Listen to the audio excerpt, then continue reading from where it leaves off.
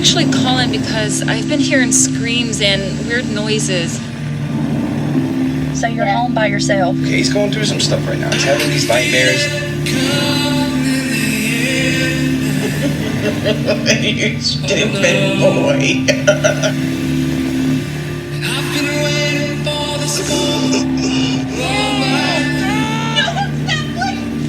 No. Want to make sure everything's okay? Let's fucking play.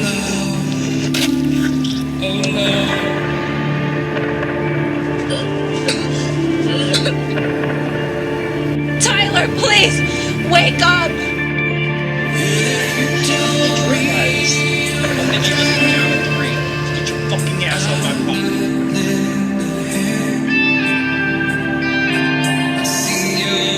That motherfucker's gonna die tonight, boy! Just die!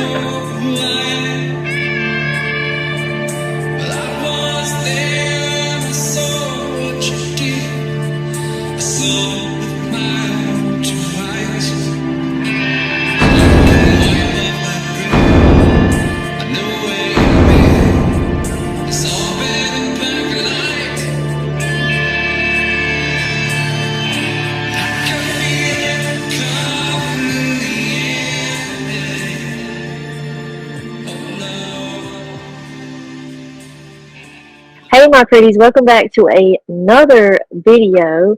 And if you couldn't tell by the title, I'm going to be interviewing Hunting the Dead, Jody Dean. He is the director of Mallet, and now we're going to be interviewing him on his second movie, Mallet 2. So, how you doing, Jody? I'm doing great. I'm so happy to be back here with you. You're such an awesome person and a good spirit. And the first interview was so good. I'm stoked to talk to you, and I can't wait to see what you're going to ask me about the new film. Oh, yeah, for sure. It's exciting that you've come back with a sequel to the first one. The first movie was absolutely phenomenal. It was brilliant, creative, all the things. I won't spoil it for the people that haven't seen it yet, but if you have not seen it, you need to go see it. It's on Amazon Prime.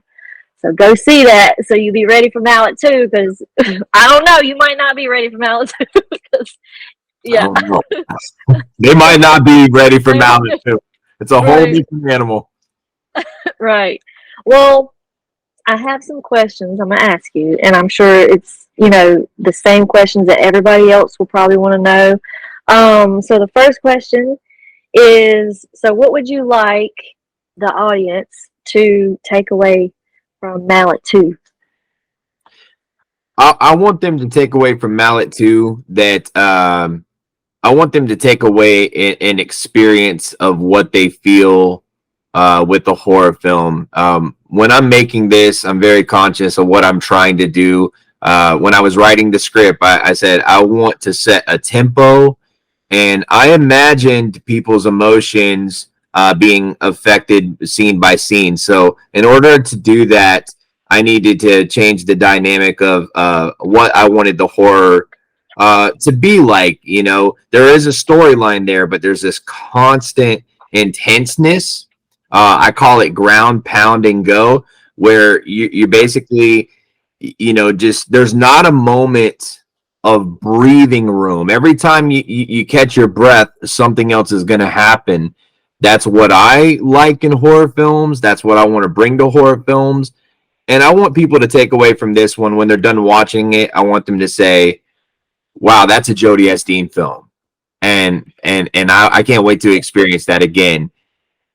I'm doing that on an independent level, obviously. No studio backing. But I've stepped up majorly with part 2, and I want people to take that away. I imagine 5 years from now, like, somebody could see a film that they didn't know I had anything to do with, and they're like, "Yo, that's the Jody S. Dean film." So that's right. Yeah. And I think they'll take it. Yeah, I think they'll take that away from this film, because the first film was, it was really good. thank you. So I can't imagine what you got coming from Mallet too. I'm just gonna say that. I appreciate that, and just so everybody out there knows too, you're one of the only people, because you are a close friend of ours. We love you to death. You're one of the only people that I've shared some of the footage with from part 2, and I have a video of you reacting to it. You didn't know that Alicia was recording, but she wanted your reaction, and you got up out of your seat. You look like wow. Yeah, I was immediately impressed. Like, as soon as it started, I was like, what? Yeah. Like, it ain't even got like into like, I mean, it was just jaw on the floor, and I loved that, because that's exactly what I'm trying to do to people with this film. Oh yeah. Oh, I feel it's gonna happen. Everybody's gonna be like, what? Okay, so how do you, I guess you kind of answered this, but how do you hope it resonates in some way with the audience? Yeah, I think one element that was in part 1 that continues to be in part 2, the nightmare continues, is that, in part 1 we seen Tyler was this kid that he really wanted to impress his dad. You could tell, because like, even though in the beginning of the film he was saying, I'm not scared, there was this sense that this kid was really timid. And by the end of the film, he's a gangster. He's a man. He's going to war. And in part 2, he's kind of calloused from this now. So even though he's experienced some trauma, it's really only made him stronger, and he's more focused. But I want the audience to take away that this is like a real life situation. Mallet, guy got kicked off the basketball team, bitter, mad, sad, angry at the world. And those are real life situations out there. There really are people that are affected by those things. Just like Tyler, he's really affected by, the trauma, and it's kind of calloused him into a human being that he wouldn't be otherwise. And I think there's a lot of people in society like that. I myself am like that from things I went through. So I think there's a realness people can take away, even though at the end of the day, there's a little fictitious madness in there when it comes to these exaggerated kills.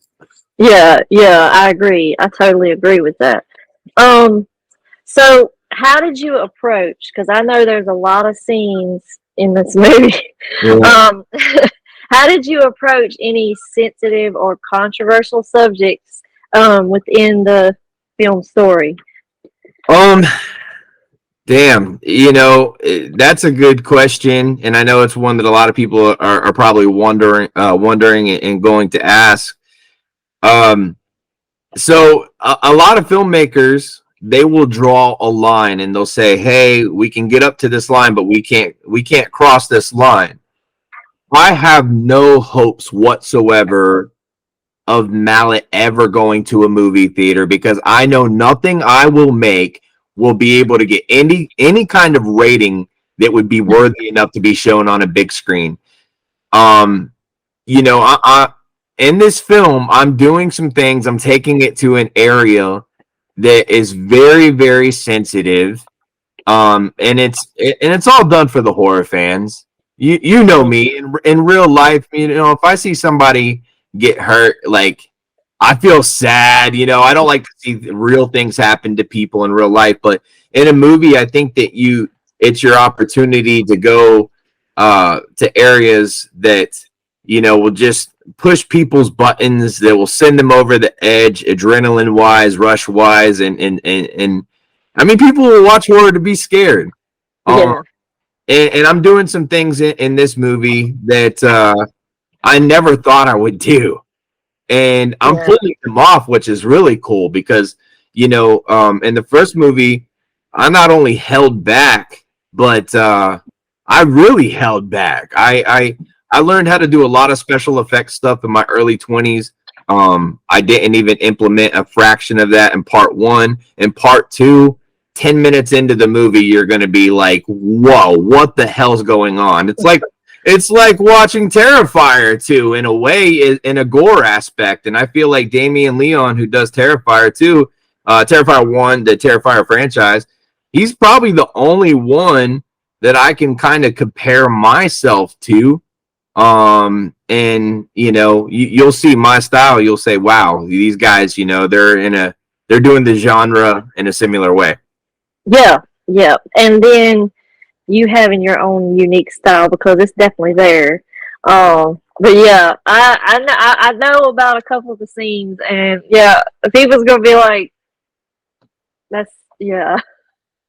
Yeah, my mom, she came over a few nights ago, and I said, "Hey, Mom, do you want to see a couple clips from the new movie?" She loved the first movie, but during the first movie when she watched it, I remember her almost passing out a few times, and I was like, "But I gotta warn you, part 2 is a whole different animal," and there was 3 or 4 times I had to stop it, and that was only 10 minutes of footage, and she when she got up dizzy, and she was like, "Wow, Jody, you're really pushing the limits with this one," but I have to say, it looks great.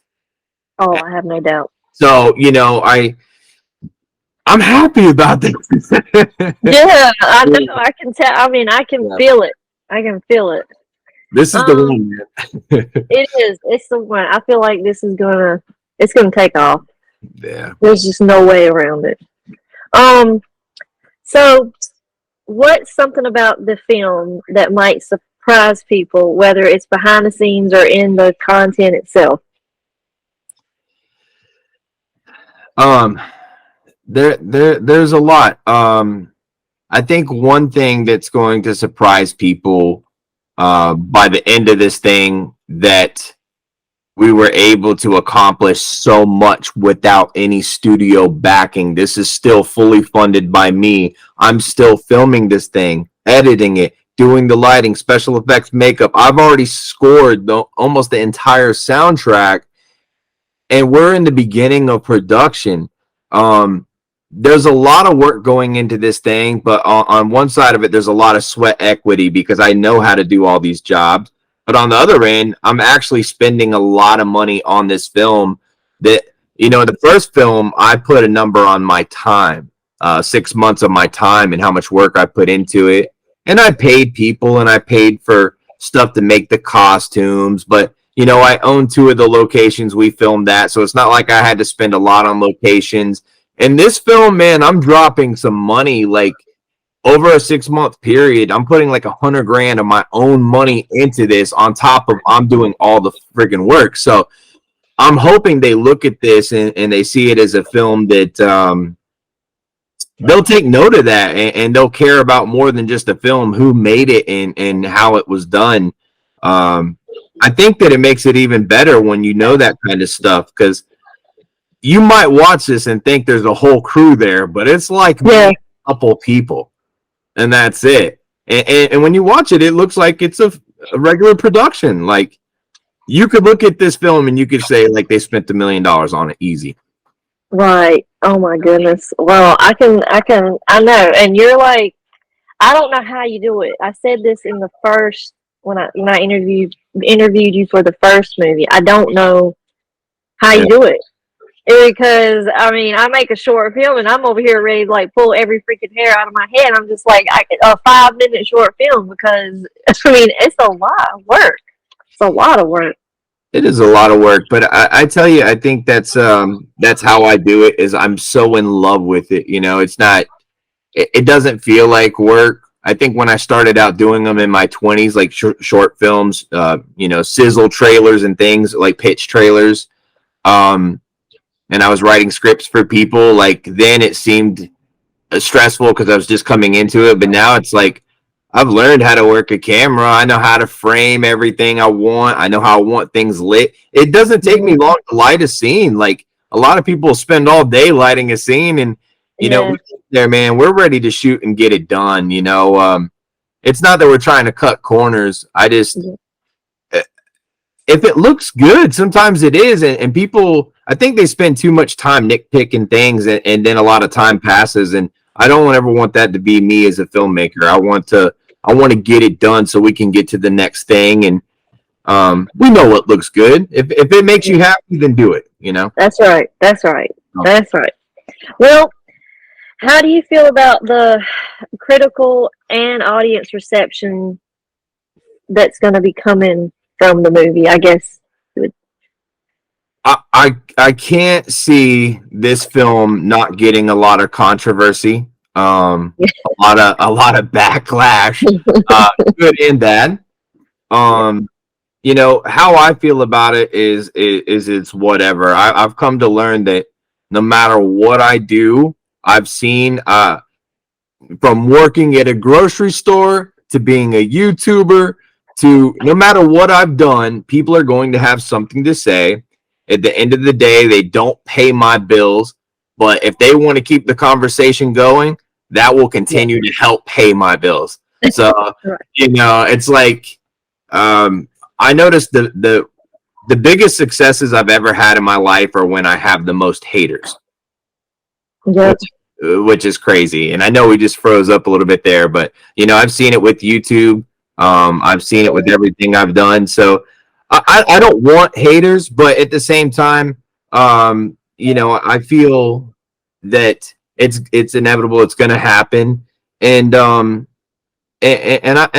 welcome it, man. Controversy helps whatever you're doing, no matter what the case may be. And I'm not doing it to hurt people.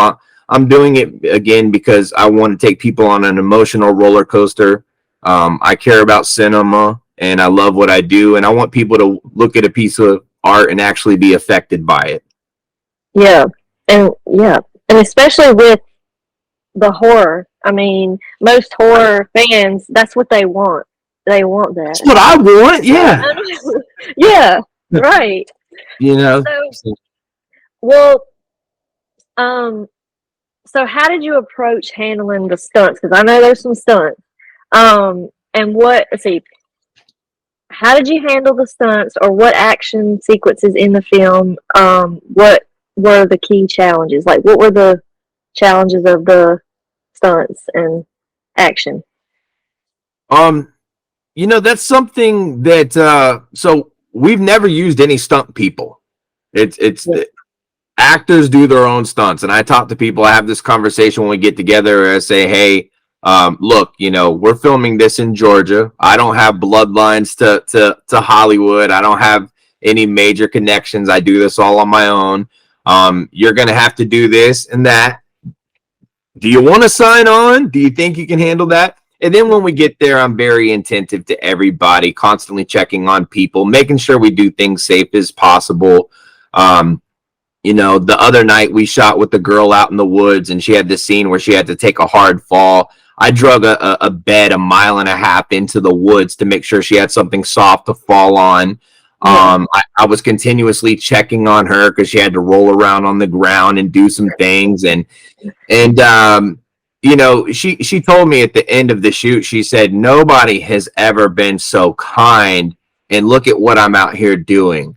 And she is like, people get the wrong idea about you, you know, like she's like, I've heard people say things, you know, here and there. People think because you're into horror, you own a haunted house attraction, you make scary videos, that you must be like some gothic Satanist or something like that. But you know, I feel like I'm one of the most kindest people I've ever known, and I try and be that guy.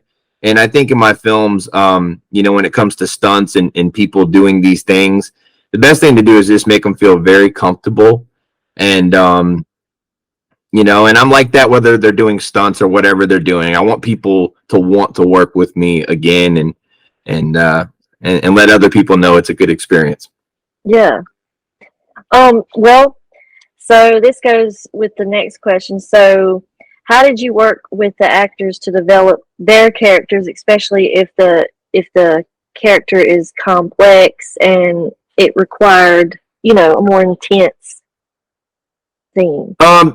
You know, just like the first movie, of course, with the second movie here, we are using a lot of actors that have somewhat of a resume. In the first film, I worked with a lot of people that had never acted before. And I just wanted to see how good of a director I was, and tried to bring the actor out of each of them. in this movie, I have a long list of people that actually have somewhat of an acting resume, some kind of experience. And, I've just really spent time talking to people on the phone, doing video chats, getting together, just kind of running lines and things like that. But I'm very easy to work with. I'm one of those people that like to feed people lines on set, because you'll notice when you watch my films, like, there's not a lot of long takes.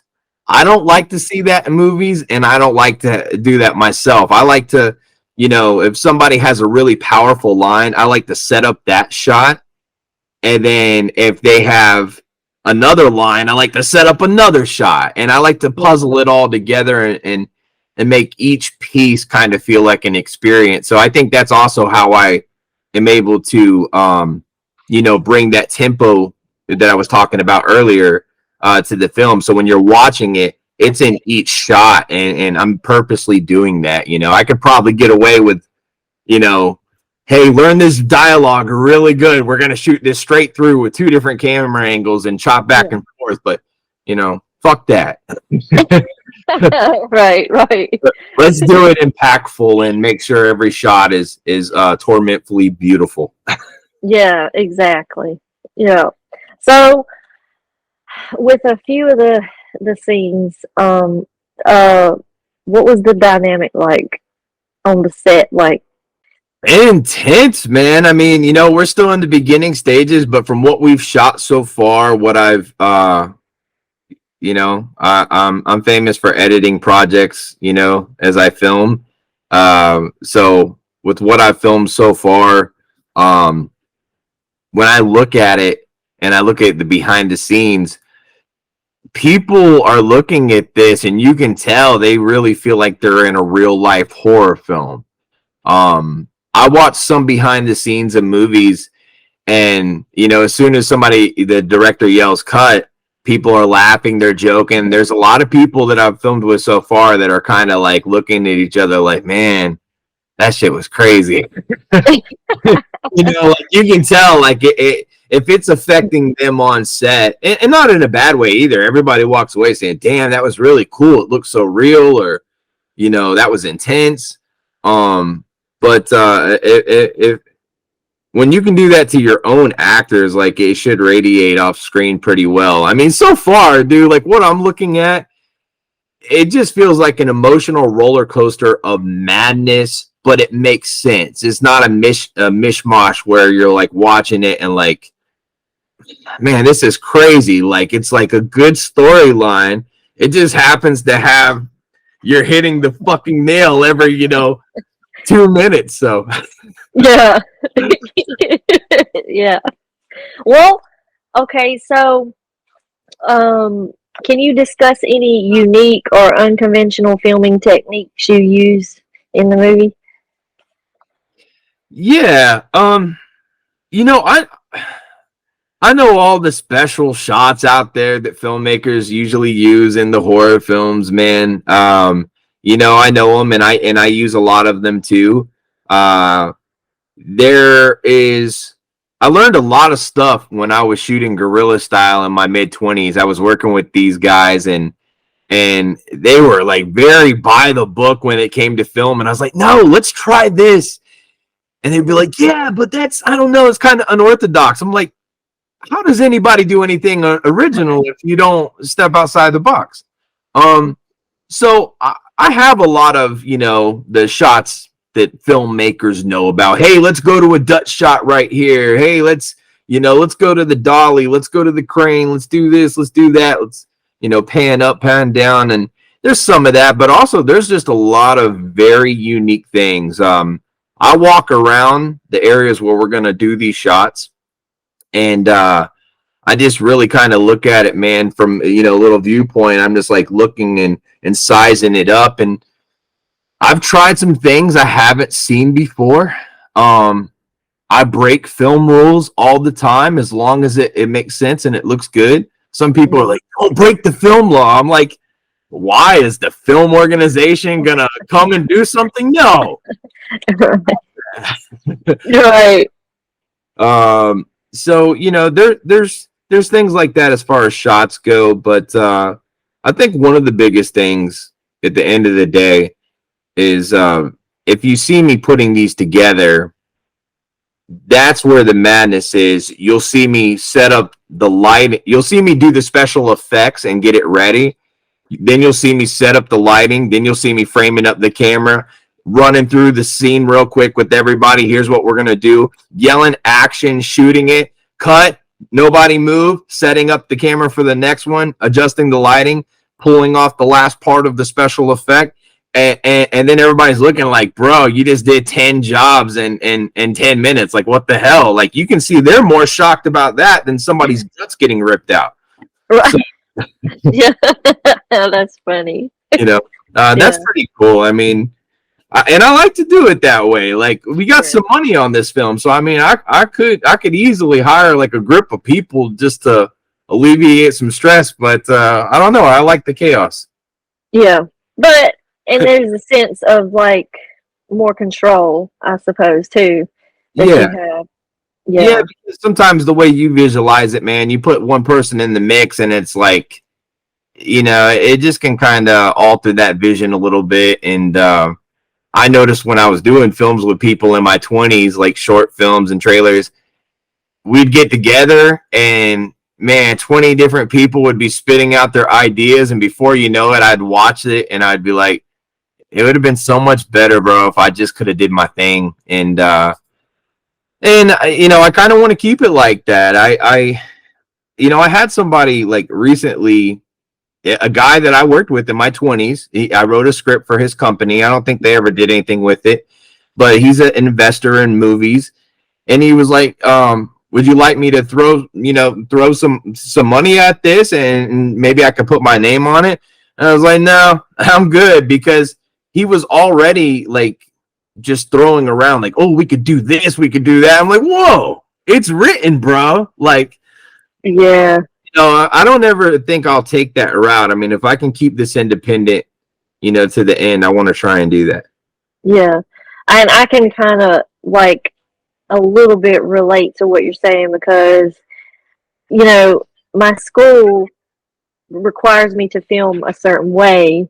And the short film that I did, the people that I had got to help me was doing that same thing. They were like throwing this and this, and I was like, I'm pretty open to other suggestions because somebody else's vision, it might be better than the one that I had originally. So I am open to that. But I get what you say. It's like nah, I kind of got it. Final call. Yeah.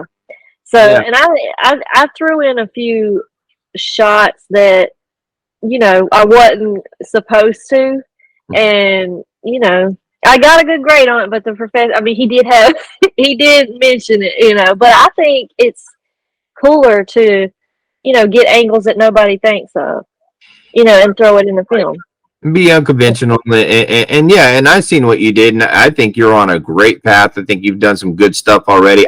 One thing I can tell about things that you've showed Alicia and I is I can tell that your mind sees these things before you're doing it, and there's sometimes I can see somebody's work and I'm just like, they're just trying to like go by the book, and that kind of becomes not fun. Even if it's a good script, you can mess up a good script easy, and I like things to be easy. I come from freestyling music and freestyling things and guerrilla style tactics when it comes to like filming, and in independent horrors, that's very useful because you can sit down and write the script, but until you're on scene and you're looking at the location and you're like seeing how your actors move, like that's when right there, those tactics, like they really come into play. Like, this feels a little bit different than it did my script,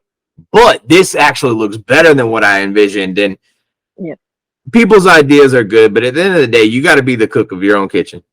Exactly. Yeah. But so did you Mallet, the first Mallet? I know like people internationally was buying the DVD, and So what was their feedback on it? You know, that's the craziest thing is we were pushing it on for Prime, but just everybody was eating up the pre-sales, and you know, in 6 months, it's over 6 months now. There hasn't been a day that's went by that we haven't sold a DVD. We sell DVDs all over the world. We've sold so many in Australia, so many in just all kinds of countries, man. It's just crazy. For a while there, it was a little overwhelming because when you go, we do our own distribution. So whenever you go to the post office and you have to fill out all these different slips that are going to different countries, and you're bringing hundreds of DVDs at a time, you're there all day long. I literally wasn't getting anything done in the month of November and December, and you know me, I'm busy. Yeah. So it's not like I could afford to do that. So I cut off DVD sales to other countries for like the last month.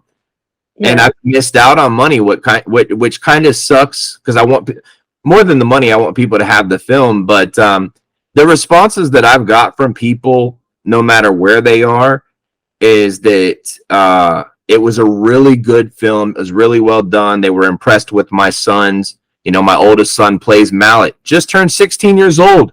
Just turned 16. He's playing Mallet. And here's what's crazy. Since the last movie, he's grown like maybe 2 or 3 inches. So he's even bigger now than he was. You know, my youngest son, Jace, plays Tyler.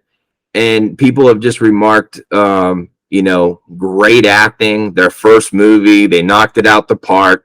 People like my color grading on the film. They like the way it was shot. They like the script. I haven't ever got any bad feedback. The only thing I heard from a lot of people was like, man, I wanted more blood, more gore. And I'm like, I did too. and with Mallet too, they're going to say, damn, I wish you wouldn't have gave me so much blood and gore. You know, it's funny because I watched Terrifier too about 2 weeks ago. No, it wasn't even that long. It was like a week ago. It was right after we filmed that scene, the run scene, the scene I showed you with the girl. It was right after that, and I looked at my oldest son and I said, dude, like, we're in the category of this. We're at that caliber. So, you know, big shouts out to Damian Leon and the Terrifier franchise. I think it's really well done. You know, I love movies like Terrifier and Hatchet and Wrong Turn, and you know, the movies that have that gore aspect to it, because it's something I can really do well. I you know, just on the fly, what I can do, man, is really cool. So to see me on set and go hard, it's like, okay, I should have did that in part 1, but you know, I just didn't know. I wanted to get through it, and now I know I can do it, and it's only going to go up from here. Well, I'm excited to see it. And I asked about like the feedback like internationally, because I know there's so many different, you know, cultures and how people, you know, see things, or you know, and so I'm almost wondering, but like you said, you got so much good feedback. The only thing they were missing was blood, so I guess they're going to get it this time. But that's why I was going into, how do you think, you know, Mallet 2 is going to affect the people internationally? Because some people, you know, across the sea might be like, oh, you know. Yeah, you know what? There's some films I see that are shot across seas that are harder than shit we have over here, and then sometimes it's vice versa. One thing I know my overseas people love is they love a lot of sex in their horror films, and I'll say that Mallet 2 has a great deal of that. There's a great deal of, you know, sex, blood, gore, a beautiful soundtrack. One of the, you know, I have a new album that's supposed to drop in March. And when I say supposed to, like, I'm so busy, it's like, damn, I don't want to push it, but I almost need to. But besides that album, what I did in a soundtrack aspect blows that album away. It blows away anything I've ever produced before. The music is just top notch. And not only am I, doing all the work on this film, but I'm actually singing on the soundtrack. Like I took a stab at rock and roll music, and I figured that was the kind of stab that Mallet needed. It needed more like a rock tone to some of the soundtrack, and like you're gonna hear me singing on there, and it actually sounds really fucking good. Oh, that's awesome! I can't wait to hear that. Thank you. Yeah, no, it's crazy, but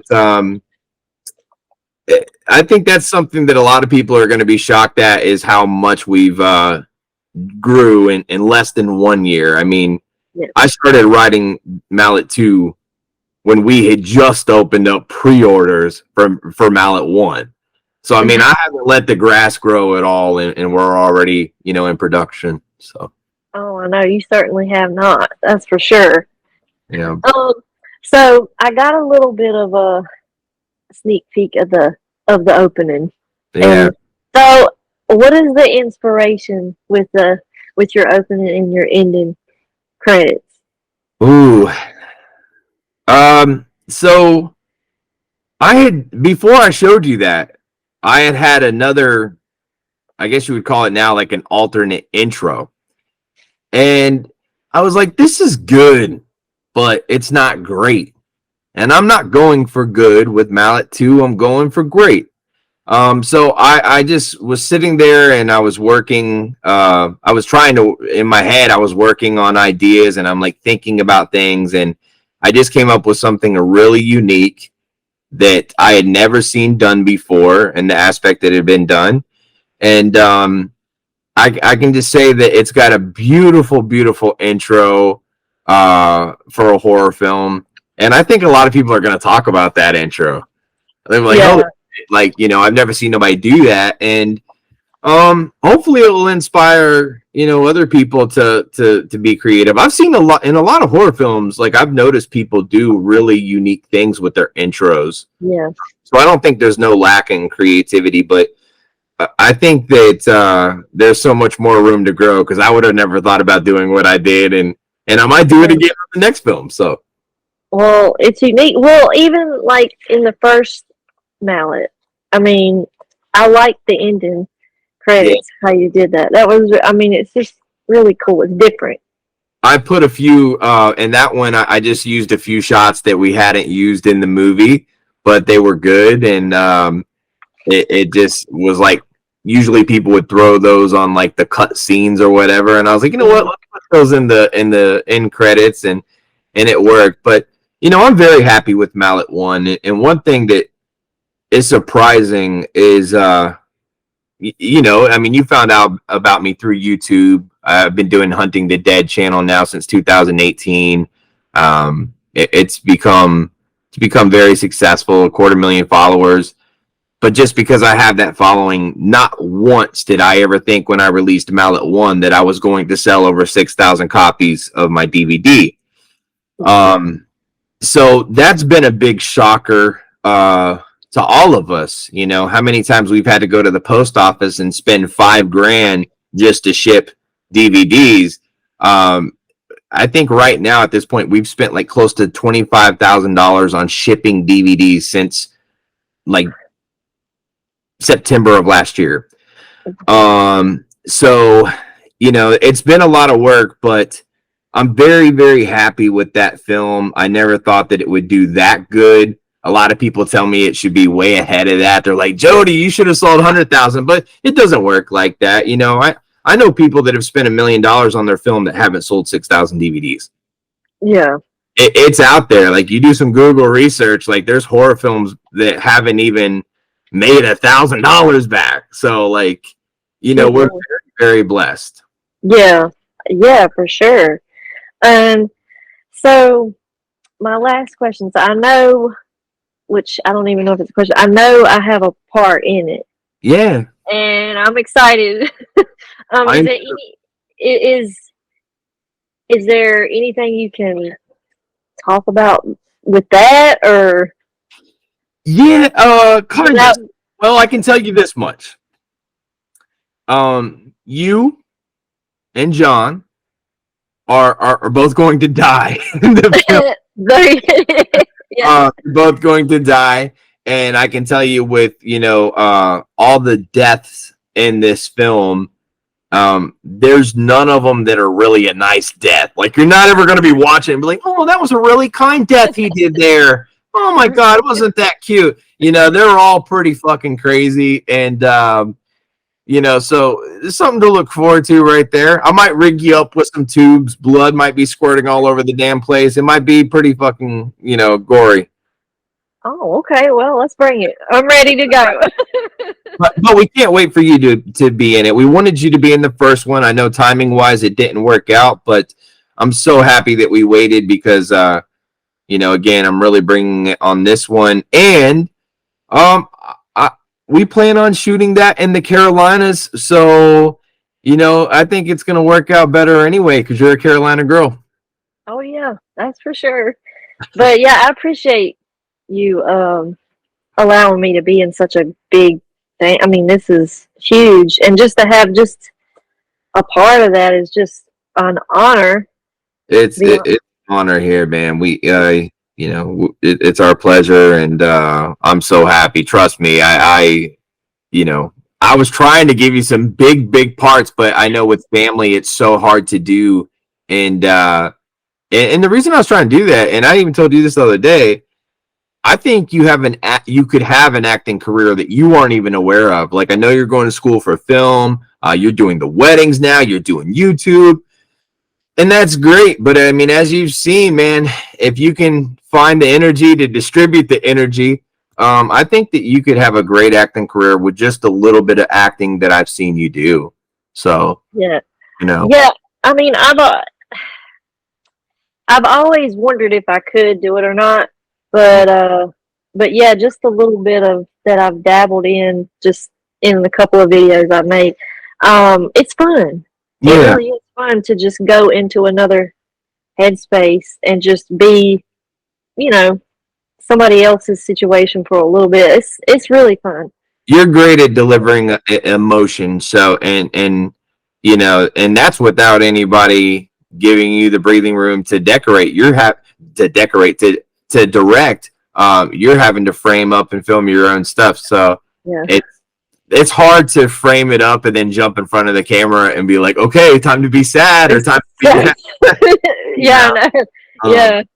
I know, because I've done it, but thank God I've got a second shooter now. Because I am in Mallet Part 2. It's very short lived, but I had to, have my second shooter help me with that one. And you're gonna see Anthony Dean's name quite a bit in the credits, man. He's a big asset, more than Mallet.